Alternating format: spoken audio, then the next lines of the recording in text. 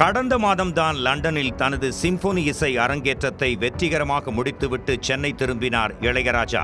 இதனையடுத்து அவருக்கு பிரதமர் நரேந்திர மோடி, முதலமைச்சர் மு.க. ஸ்டாலின் முதல் ஏராளமான திரை பிரபலங்களும் வாழ்த்து தெரிவித்திருந்தனர்.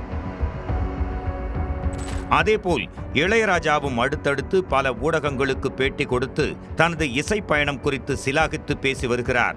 இப்படி தனது சிம்பொனி அரங்கேற்றத்தை கொண்டாடி கொண்டிருந்த இளையராஜாவை ஏகத்திற்கும் டென்ஷனாக்கி இருக்கிறது குட் பேட் அக்லி திரைப்படம்.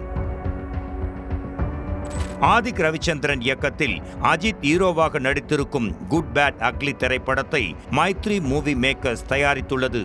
கடந்த ஏப்ரல் 10ஆம் தேதி திரையரங்குகளில் வெளியான இந்த படத்தை அஜித்தின் தரமான ஃபேன் பாய் சம்பவம் என அவரது ரசிகர்கள் கொண்டாடி வந்தாலும் நெகட்டிவான விமர்சனங்களுக்கும் பஞ்சமே இல்லை.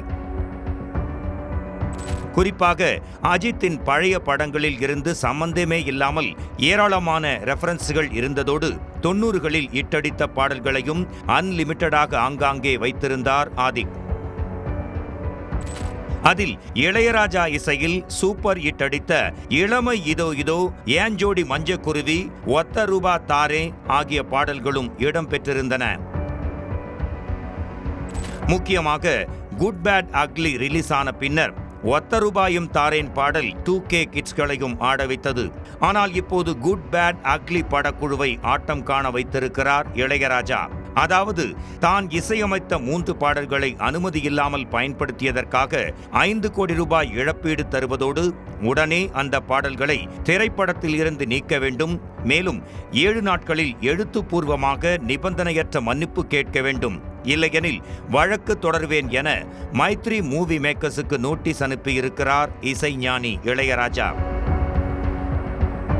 கடந்த ஆண்டு ரஜினியின் கூலி டைட்டில் டீசர் வெளியான போது அதில் தங்கமகன் படத்திலிருந்து இளையராஜா இசையமைத்த வா வா பக்கம் வா பாடலின் டிஸ்கோ இசை பயன்படுத்தப்பட்டிருந்தது. அப்போதும் சன் பிக்சர்ஸ் நிறுவனத்திற்கு இளையராஜா நோட்டீஸ் அனுப்பியிருந்தது குறிப்பிடத்தகுந்தது. இது குறித்து கருத்து தெரிவித்து வரும் நெட்டிசன்கள் இளையராஜா நோட்டீஸ் அனுப்பியது சரிதான் என்று கமெண்ட்டும் செய்து வருகின்றனர். ஏஆர் ரஹ்மான் தனது பாடல்களுக்கு காப்பி ரைட்ஸ் வைத்திருப்பது போல இளையராஜாவும் கேட்பதில் தவறில்லை. அன்றைய சூழலில் இளையராஜா ரைட்ஸ் பதியாமல் விட்டுவிட்டார். பழைய படங்களை ரீமேக் செய்யும் போதோ அல்லது பழைய படங்களின் டைட்டிலை பயன்படுத்தவோ அந்த படங்களின் தயாரிப்பாளர், இயக்குநரிடம் காப்பி ரைட்ஸ் வாங்கித்தான் படத்தை எடுக்கின்றனர். அதேபோல்தான் இளையராஜாவும் தனது பாடல்களை பயன்படுத்தியதற்கு காப்பிரைட்ஸ் கேட்பதாக அவருக்கு ஆதரவு தெரிவித்து வருகின்றனர். மேலும் குட் பேட் அக்லி படத்திற்கு ஹைப் கொடுத்தது மட்டுமில்லாமல் இப்போது சூப்பர் ஹிட் அடித்ததற்கும் காரணமே இளையராஜாவின் ஒத்த ரூபாயும் தாரேன் பாட்டுதான்.